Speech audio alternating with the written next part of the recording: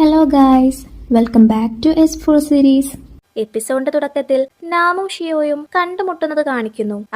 അവൾ ഫ്ലൈറ്റ് പിടിച്ചു നിർത്തിയതും നാമിന് ഷിയോയെ രാത്രി ഗോഡൌണിൽ വെച്ച് കണ്ടതുമൊക്കെ ഓർമ്മ വരുന്നു. അവൾ വന്ന പാടെ അവനൊരു ചിരി പാസാക്കി അവന്റെ അടുത്ത് പോയി എന്റെ പേര് ടെസ്സ എന്നാണ് എന്ന് പറഞ്ഞ് അവളെ പരിചയപ്പെടുത്തുന്നു. അവനും തന്റെ പേര് പറയുന്നു. നാം അവനോട് ഞാൻ സാധനങ്ങൾ മോഷ്ടിച്ചത് മംഗോളിയയിലെ എന്റെ അച്ഛനും അമ്മയ്ക്കും കൊടുക്കാൻ വേണ്ടിയാണ്. വെള്ള നിറത്തിലുള്ള സാധനങ്ങളെല്ലാം ഞങ്ങൾ മംഗോളിയക്കാർക്ക് വലിയ ഇഷ്ടമാണ്. പിന്നെ മോഷ്ടിച്ച സാധനത്തിന്റെ പൈസയൊന്നും ഞാൻ തരില്ല, അതൊക്കെ എന്റെ ശമ്പളത്തിൽ നിന്ന് പിടിച്ചോ എന്നൊക്കെ പറയുന്നു. ഷിയോ നീ വളരെ ബോൾഡാണ് എന്ന് പറഞ്ഞിട്ട് നീ മംഗോളിയയിൽ എവിടെയാണ് എന്ന് ചോദിക്കുന്നു. ഞാൻ അവിടെ ചെറിയൊരു ഗ്രാമത്തിലാണ്, പേര് പറഞ്ഞാലൊന്നും മനസ്സിലാവില്ല എന്ന് അവളും പറയുന്നു.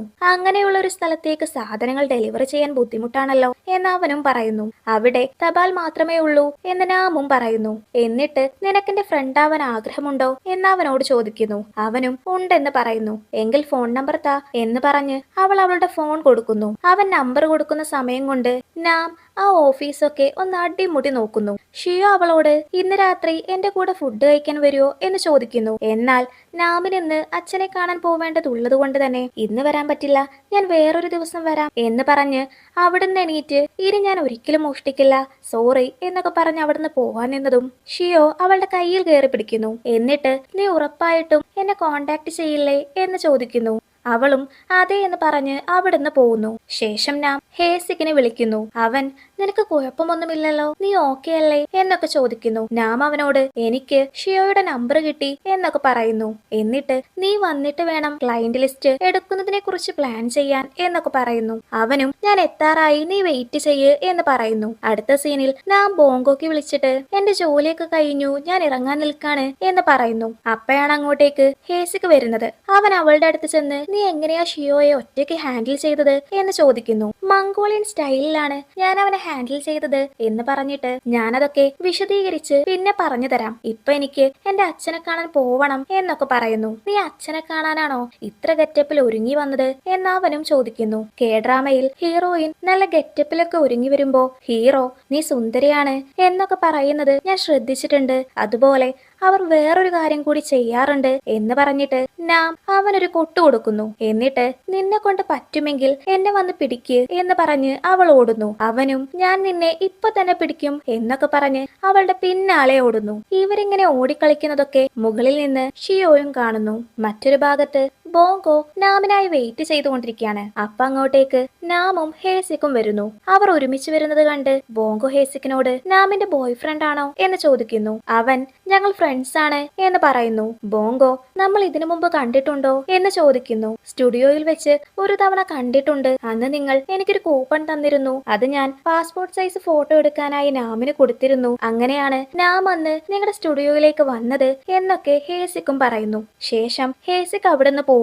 നാമും അച്ഛനും ഒരുമിച്ച് അകത്തേക്കും പോകുന്നു. അവർ രണ്ടുപേരും ഒരുപാട് റൈഡുകളിലൊക്കെ കയറി എൻജോയ് ചെയ്യുന്നു. നാം അച്ഛന്റെ കുറെ ഫോട്ടോസ് ഒക്കെ എടുക്കുന്നുണ്ട്. ശേഷം അവൾ അച്ഛനെയും എടുത്ത് അതിലൂടെ നടക്കുന്നു. നാം പറയുന്ന ഫുഡൊക്കെ ബോങ്കോ അവൾക്ക് വാങ്ങിക്കൊടുക്കുന്നു. അങ്ങനെ അന്നത്തെ ദിവസം മൊത്തം അവർ അടിച്ചു പൊളിക്കുന്നു. ശേഷം അവർ ഒന്നിച്ചിരുന്ന് പഴയ കാര്യങ്ങളൊക്കെ പറയുന്നു. ബോങ്കോ നിന്നെ ഞാനാണ് ചെറുപ്പത്തിൽ നോക്കിയിരുന്നത്, ജൂവിന് എപ്പോഴും ജോലി തിരക്കായിരുന്നു, നമ്മൾ ഇതുപോലെ രാത്രി പുറത്തുപോയി നക്ഷത്രങ്ങളെയൊക്കെ നോക്കാറുണ്ടായിരുന്നു. ഒരിക്കൽ നീ ആ നക്ഷത്രത്തെ പിടിക്കാനായി ചാടിയതും നീ താഴെ വീണ് നിനക്ക് മുറിവ് പറ്റി. നീ സ്ട്രോങ് ആയതുകൊണ്ട് തന്നെ നീ ചാടുമ്പോൾ നിന്റെ അമ്മയ്ക്ക് നിന്നെ കുറിച്ച് ഓർത്ത് പേടിയൊന്നുമില്ലായിരുന്നു. പക്ഷേ നീ നഷ്ടപ്പെട്ടതിന് ശേഷം നിന്റെ സേഫ്റ്റിയെ കുറിച്ച് ഞാൻ ഒരുപാട് ടെൻഷൻ അടിച്ചിട്ടുണ്ട്. നീ വീണ്ടും ആ നക്ഷത്രത്തെ പിടിക്കാനായി ചാടി നീ വീണു പോവുമോ, നിനക്ക് മുറിവ് പറ്റുമോ എന്നൊക്കെ ഞാൻ പേടിച്ചിരുന്നു എന്നൊക്കെ ബോങ്കോ വളരെ ഇമോഷണൽ ആയി പറയുന്നു. നാമിനും ഇതൊക്കെ കേട്ട് സങ്കടാവുന്നു. അവൾ ഞാനിനി നക്ഷത്രത്തെ പിടിക്കാനായി ചാടില്ല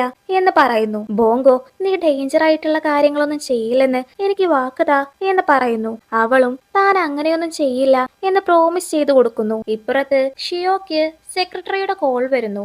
അതിൽ സെക്രട്ടറി ജൂവിനെ കുറിച്ച് കുറച്ച് കാര്യങ്ങളൊക്കെ കിട്ടിയിട്ടുണ്ട് എന്ന് പറഞ്ഞിട്ട് ജൂ അവളുടെ നഷ്ടപ്പെട്ടു പോയ മകളെ കണ്ടെത്തിയിട്ടുണ്ട് എന്ന് പറയുന്നു. അന്ന് ടെസയോട് അടിയുണ്ടാക്കിയ ആ പെണ്ണ് ജൂവിന്റെ മകളായി അവിടെ കയറി പറ്റിയിരുന്നു. എന്നാൽ ഒറിജിനൽ മകൾ വന്നതോടുകൂടി അവൾ അവിടുന്ന് പുറത്തായി എന്നുകൂടെ പറയുന്നു. ഷിയോ അവനോട് ഈ വിവരങ്ങളൊക്കെ എവിടുന്നാണ് കിട്ടിയത് എന്ന് ചോദിക്കുന്നു. അയാൾ ഇതൊക്കെ ജൂ നടത്തുന്ന പത്രത്തിൽ നിന്നാണ് കിട്ടിയത്, മകളുടെ ഫോട്ടോയും അതിൽ കൊടുത്തിട്ടുണ്ട് എന്ന് എന്നൊക്കെ പറഞ്ഞ് ആ ആർട്ടിക്കിളിന്റെ ഫോട്ടോ ഷിയോക്ക് അയച്ചു കൊടുക്കുന്നു. എന്നാൽ യഥാർത്ഥത്തിൽ ജൂ നാമിന്റെ ഐഡന്റിറ്റി മറച്ചു വെക്കാനായി അവളുടെ ഫോട്ടോയ്ക്ക് പകരം വേറൊരു പെൺകുട്ടിയുടെ ഫോട്ടോ ആയിരുന്നു പത്രത്തിൽ കൊടുത്തിരുന്നത്. ഇവിടെ ഹേസിക്ക് പാത്തും പതുങ്ങിയും പോലീസ് സ്റ്റേഷനിലേക്ക് വരുന്നു. അവനെ കണ്ട് അവന്റെ ഒപ്പമുള്ള പോലീസ് നിനക്ക് പോലീസിനേക്കാൾ ചേരുന്നത് ഡെലിവറി ജോലിയാണ് എന്ന് പറഞ്ഞ് അവനെ കളിയാക്കുന്നു. ഹേസിക്ക് നീ ആ സെർവറൊക്കെ നോക്കിയോ എന്ന് ചോദിക്കുന്നു. അവനും ഏത് സെർവർ എന്ന് തിരിച്ചു ചോദിക്കുന്നു. ഹേസിക്ക് നീ ആപ്പിലൂടെയും വെബ്സൈറ്റിലൂടെയും ഡൂഗോ സെയിൽ ചെയ്യുന്ന സാധനങ്ങളുടെയൊക്കെ സോഴ്സ് കോഡ് ട്രാക്ക് ചെയ്യണം എന്നൊക്കെ പറയുന്നു. ഇത് കേട്ട് മറ്റേ പോലീസ് എനിക്കിപ്പൊ തന്നെ ഒരു ലോഡ് പണിയുണ്ട്, അതിന്റെ കൂട്ടത്തിൽ ഇതും കൂടി എനിക്ക് താങ്ങാൻ പറ്റില്ല, എനിക്ക് എവിടെയെങ്കിലും ഒന്ന് കിടന്നാ മതി എന്നൊക്കെ പറയുന്നു. ഹേസിക്ക് ഞാനേതായാലും എന്റെ വീട്ടിൽ പോയി ഉറങ്ങാൻ പോവാണ് എന്ന് പറയുന്നു. നീ രക്ഷപ്പെട്ടു, ഞാൻ എങ്ങനെ ഇവിടുന്ന് ചാടും എന്ന് മറ്റേ പോലീസ് ചോദിക്കുമ്പോ ഹേസിക്ക് അത് നീ തന്നെ കണ്ടെത്തിക്കോ എന്ന് പറഞ്ഞ് അവിടുന്ന് പോകുന്നു. ഇതേ സമയം ഹേസിക്കിന് നാളെ പാർട്ടിയിൽ പങ്കെടുക്കണം എന്ന് പറഞ്ഞ് ജൂവിന്റെ മെസ്സേജ് വരുന്നു. അടുത്ത ദിവസം പാർട്ടി തുടങ്ങുന്നു. ക്ഷണിക്കപ്പെട്ടവരെല്ലാവരും അവിടെ എത്തിച്ചേരുന്നു. ജൂ ബാരിസ്റ്റയോടും ഹേസിക്കിനോടും അവരെ ഇൻട്രൊഡ്യൂസ് ചെയ്യാൻ പറയുന്നു. ഹേസിക് എഡീറ്റ് നിന്ന് ഞാനൊരു പോലീസുകാരനാണ്, എന്റെ പേര് ഹേസിക് എന്നാണ് എന്നൊക്കെ പറഞ്ഞ് പരിചയപ്പെടുത്തുന്നു. അങ്കിൾ അവനോട് നീയും നാമും തമ്മിലുള്ള റിലേഷൻ എന്താണ് എന്ന് ചോദിക്കുന്നു. അവൻ ഞങ്ങൾക്ക് പരസ്പരം ഞങ്ങൾ ആവശ്യമാണ് എന്ന് പറയുന്നു. ശേഷം ബാരിസ്റ്റ എണീറ്റ് എന്റെ പേര് ജുൻഹി എന്നാണ്, ഞാനൊരു ബാരിസ്റ്റയാണ്, ഞാൻ മുത്തശ്ശിയുമായി ഡേറ്റിംഗ് ചെയ്യാണ് എന്ന് പറയുന്നു. ഇത് കേട്ട അങ്കിൾ അവർക്കൊരു വയ്യാത്ത മകനുണ്ട് എന്ന് പറയുന്നു. ബാരിസ്റ്റ അതെനിക്ക് അറിയാം എന്ന് പറയുന്നു. ഉടനെ അങ്കിൾ എന്റെ അമ്മയ്ക്ക് ഭർത്താവുണ്ട്, അവർ അമ്മയെ വിട്ട് പോയതാണ് എന്ന് കൂടെ പറയുന്നു. അതും എനിക്കറിയാം എന്ന് ബാരിസ്റ്റയും പറയുന്നു. ഇട്ടേച്ചു പോയി എന്ന് പറഞ്ഞാൽ അതിനർത്ഥം ഡിവോഴ്സ് ആയി എന്ന് തന്നെയാണ്. പിന്നെ ഇതൊക്കെ പറഞ്ഞ് പാർട്ടിയുടെ മൂഡ് കളയരുത് എന്നൊക്കെ മുത്തശ്ശിയും പറയുന്നു. അപ്പോൾ എനിക്കൊരു കാര്യം പറയാനുണ്ട് എന്ന് PA പറയുന്നു. എന്നിട്ട് ഞാൻ പ്രഗ്നന്റ് ആണ് എന്ന് പറയുന്നു. ശേഷം എന്റെ വയറ്റിൽ വളരുന്ന കുട്ടിയുടെ അച്ഛൻ ബോങ്കോയാണ് എന്നൊക്കെ പറയുന്നു. ഇത് കേട്ട് അവരെല്ലാവരും ഷോക്കാവുന്നു. ബോങ്കോ നീ എന്തിനാ ഇങ്ങനെ തമാശ പറയുന്നത് എന്നൊക്കെ പറയുന്നു. PA വളരെ ഇമോഷണലായി ബോങ്കോയുടെ അടുത്ത് വന്നിട്ട് നിങ്ങൾ എന്തിനാണ് പേടിക്കുന്നത്, സത്യമെല്ലാം എല്ലാവരോടും തുറന്നു പറയ് എന്നൊക്കെ പറഞ്ഞ് അവനെ നിർബന്ധിക്കുന്നു. ബോങ്കോയും ഞാനല്ല ഇതിന് ഉത്തരവാദി എന്നൊക്കെ പറയുന്നു. അങ്കിൾ വന്നിട്ട് എന്നാലും എന്റെ അളിയ എന്തിനാ നിങ്ങൾ ഇങ്ങനെ ചെയ്തത് എന്നൊക്കെ ചോദിക്കുന്നു. അപ്പോഴും ബോങ്കോ ഞാനല്ല ഇത് ചെയ്തത് എന്നൊക്കെ ആണയിട്ട് പറയുന്നുണ്ട്. നാമ് ഇനി മുതൽ നിങ്ങൾ എന്റെ അച്ഛനല്ല എന്നൊക്കെ പറയുന്നു. ഇത് കേട്ട് ബോങ്കോ മോളെ ഞാൻ അത്തരക്കാരനല്ല എന്ന് പറയുന്നു. ഈ സമയം ജൂ ആകട്ടെ ബോധം കെട്ട് വീഴുന്നു. അത് കണ്ട് എല്ലാവരും അവളുടെ അടുത്തേക്ക് പോകുന്നു. ബോങ്കോ ഞാൻ പറഞ്ഞത് സത്യമാണ്, ഞാനല്ല അത് ചെയ്തത് എന്നൊക്കെ ഉറക്കെ വിളിച്ചു പറയുന്നു. അപ്പോ അവിടെയുള്ള ലൈറ്റ് മൊത്തം ഓഫ് ആവുന്നു. പെട്ടെന്ന് എല്ലാവരും സർപ്രൈസ് എന്ന് പറഞ്ഞ് ബോങ്കോയുടെ മുന്നിൽ നിൽക്കുന്നു. ഇത് കണ്ട് ബോങ്കോ ആകെ ഞെട്ടിത്തെറിച്ചു നിൽക്കുമ്പോൾ മക്കൾ ഹാപ്പി ബർത്ത്ഡേ അച്ഛ എന്ന് പറയുന്നു. അപ്പോഴാണ് അയാൾക്കും ശ്വാസം നേരെ വീണത്. ജൂ ആകട്ടെ കേക്ക് കൊണ്ട് ബോങ്കോയുടെ അടുത്തേക്ക് വരുന്നു. ശേഷം ജൂ പാട്ടൊക്കെ പാടുന്നു. ജൂവിന്റെ പാട്ട് വളരെ ബോറാണ് എന്നൊക്കെ ബോങ്കോയും നാമിങ്ങും പരസ്പരം മെസ്സേജ് അയച്ച് പറയുന്നു. ശേഷം അവർ ഫുഡ് കഴിക്കാനായിരിക്കുന്നു. അപ്പൊ നാമിങ്ങിന് തന്റെ പ്ലേറ്റിൽ ഫുഡിന് പകരം കല്ലുള്ളതായി തോന്നുന്നു. അവൻ കഴിക്കാതെ നിൽക്കുന്നത് ബോങ്കോയും നോട്ട് ചെയ്യുന്നു. പിന്നീട് അവരെല്ലാവരും ഡ്രിങ്ക്സ് ഒക്കെ കഴിക്കുന്നു. അടുത്ത സീനിൽ നാമും ഹേസിക്കും ഒരു ഒഴിഞ്ഞ സ്ഥലത്തേക്ക് പോകുന്നു. മുത്തശ്ശിയും ബാരിസ്റ്റയും അവിടെ കെട്ടിപ്പിടിച്ച് ഡാൻസ് ഒക്കെ ചെയ്യുന്നുണ്ടാവും. ഹേസിക്ക് നാമിനോട് നിനക്ക് നിന്റെ മംഗോളിയയിലെ പാരന്റ്സിനെ മിസ് ചെയ്യുന്നുണ്ടോ എന്ന് ചോദിക്കുന്നു. അവളും ഉണ്ടെന്ന് പറയുന്നു. നമ്മൾ സ്നേഹിക്കുന്നവർ നമ്മളെ വിട്ടുപോകുന്നതാണ് ഏറ്റവും വലിയ വേദന എന്ന് ഹേസിക്ക് പറഞ്ഞിട്ട് എന്റെ 18ാമത്തെ വയസ്സിൽ എന്റെ മൂത്ത സഹോദരൻ US പഠിച്ചുകൊണ്ടിരിക്കുമ്പോ എന്തൊക്കെയോ കാരണങ്ങൾ കൊണ്ട് മരണപ്പെട്ടു. അവൻ ഇപ്പോഴും എന്റെ കൂടെ ഉണ്ടായിരുന്നെങ്കിൽ എനിക്കുള്ളതെല്ലാം ഞാൻ അവന് കൊടുത്തേനെ എന്നൊക്കെ ഹേസിക്ക് പറയുന്നു. നാം അവനോട് നീയെല്ലാം വളരെ നന്നായി തന്നെ ഓവർകം ചെയ്യുന്നുണ്ട്, നീ വളരെ നല്ലവനാണ് എന്നൊക്കെ പറഞ്ഞ് കൈ നീട്ടുന്നു. അവനും അവളുടെ കയ്യിൽ തന്റെ കൈ മുട്ടിക്കുന്നു. എന്നിട്ട് നീ കൂടെ ഉണ്ടാവുമ്പോൾ ഞാൻ വളരെ ഹാപ്പിയാണ് എന്ന് പറയുന്നു. അവളും എനിക്കും അങ്ങനെ തന്നെയാണ് എന്ന് പറയുന്നു.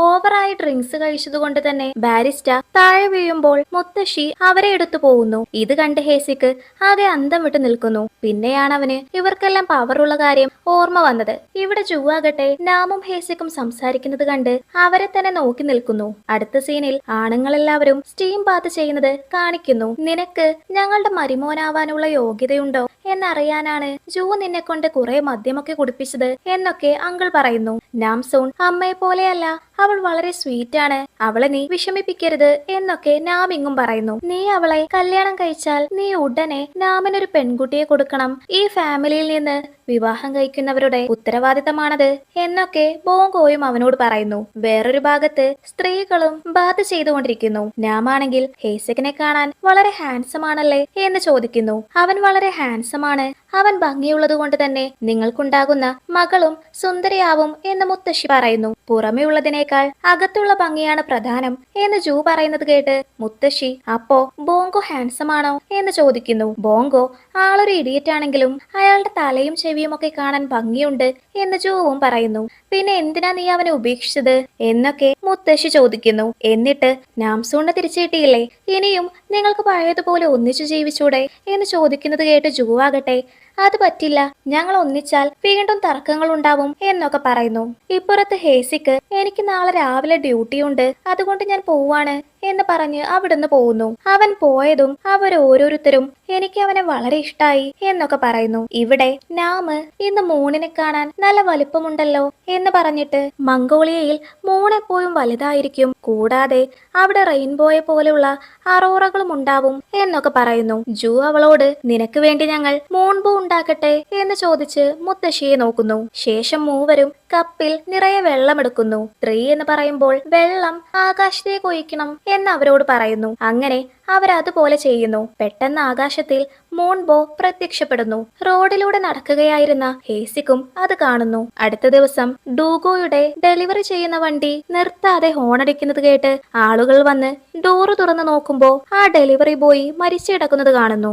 ഇപ്പുറത്ത് നാം ഹേസിക്കിനെ വിളിച്ചിട്ട് ഷിയോ എന്നെ ഓഫീസിലേക്ക് വിളിച്ചിട്ടുണ്ട്, കൂടാതെ ഇനി എന്നോട് ഗോഡൌണിൽ ജോലി ചെയ്യണ്ട എന്ന് പറഞ്ഞിട്ടുണ്ട് എന്ന് പറഞ്ഞ് കോൾ വെക്കുന്നു. ടീമിലെ പോലീസുകാരൻ ഹേസിക്കിനോട് ലീഡറിനെ വിളിച്ചിട്ട് അദ്ദേഹം ഫോൺ എടുക്കുന്നില്ല എന്നൊക്കെ പറയുന്നു. ഇപ്പൊ നാം ഷിയോയുടെ അടുത്തെത്തുന്നു. അവൻ നിനക്ക് പൈസയല്ലേ വേണ്ടത്, ഞാനത് എന്റെ ചിറകിന്റെ അടിയിൽ നിന്ന് നിനക്ക് തരാം എന്ന് പറയുന്നു. ഇത് കേട്ട് നാം അതിന് നിനക്ക് ചിറകൊന്നുമില്ലല്ലോ എന്ന് ചോദിക്കുന്നു. ഞാൻ ഉദ്ദേശിച്ചത് എന്റെ ആളായി എന്റെ കൂടെ നിന്നാൽ നിന്റെ ലൈഫ് മാറുമെന്നാണ്. നിന്നെ എന്റെ ഓഫീസിലെ സ്റ്റാഫാക്കാനാണ് ഞാൻ ആഗ്രഹിക്കുന്നത്, നിനക്ക് അതിന് സമ്മതമല്ലേ എന്ന് ചോദിക്കുന്നു. ഇത് കേട്ട് നാം അതിന് സമ്മതിക്കുന്നു. ഷിയോ അവളോട് അതിനു മുമ്പ് നീ ഒരു ടെസ്റ്റിൽ പാസ്സാവണം എന്ന് പറയുന്നു. ഇപ്പുറത്ത് ഹേസിക്ക് ലീഡറിനെ തിരഞ്ഞും അപ്പുറത്ത് നാംസൂണ് ഷിയോയുടെ കൂടെയും പോകുന്നു. മറ്റൊരു സൈഡിൽ നാമിങ്ങിന് ആ ലേഡി വെയിറ്റ് ലോസ് പിൽസ് ഒക്കെ കൊടുക്കുന്നു. അടുത്ത സീനിൽ ഷിയോ നാമിന്റെ ശക്തി എത്രത്തോളം ഉണ്ട് എന്നറിയാനായി അവൾ ഒരു സ്ഥലത്ത് നിർത്തുന്നു. പെട്ടെന്ന് മുകളിൽ നിന്ന് നല്ല വെയിറ്റ് ഉള്ള ഒരു മെഷീൻ അവളുടെ നേരെ വരുന്നു. ഉടനെ നാം അത് പിടിച്ചു നിർത്തുന്നു. അവൾ ഒരുപാട് പവറൊക്കെ ഉപയോഗിച്ചതുകൊണ്ട് തന്നെ ഇവിടെ ജൂവിന്റെയും മുത്തശ്ശിയുടെയും പവറൊക്കെ ആക്ടിവേറ്റ് ആവുന്നു. ഷിയോ വീണ്ടും ആ മെഷീനിന്റെ വെയിറ്റ് ഒക്കെ കൂട്ടുന്നു. ഭാരം സഹിക്കാനാവാതെ നാം മുട്ടുകുത്തി നിൽക്കുന്നു. നാമിന് എന്തോ പറ്റിയിട്ടുണ്ട് എന്ന് മനസ്സിലാക്കിയ ജൂ ബൈക്കെടുത്ത് സ്പീഡിൽ അവളെയും അന്വേഷിച്ചു പോകുന്നു. ഇവിടെ നാം ഒരു വിധത്തിൽ ആ മെഷീനൊക്കെ താങ്ങിപ്പിടിച്ച് എണീറ്റ് നിന്നതും ഷിയോ അതിന്റെ വെയിറ്റ് വീണ്ടും കൂട്ടുന്നു. ഉടനെ അവൾ ഭാരം സഹിക്കാനാവാതെ വീണ്ടും മുട്ടുകുത്തുന്നു. ടയേർഡായി നിൽക്കുന്ന നാമിനെ കാണിച്ച് ഈ എപ്പിസോഡ് കഴിയാണ്.